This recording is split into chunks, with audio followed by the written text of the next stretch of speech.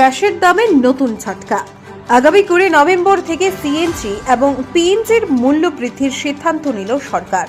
Tripura natural gas company limited আজ এক বিবৃতি জারি করে জানিয়েছে, গ্যাসের ক্রমবর্ধমান মূল্য এবং অন্যান্য কারণে এই দাম বৃদ্ধি অনিবার্য।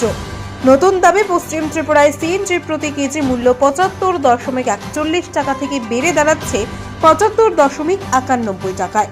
অন্য জেলাগুলিতে সিএনজির দাম 79.99 টাকা থেকে বৃদ্ধি পেয়ে হচ্ছে 80.49 টাকা।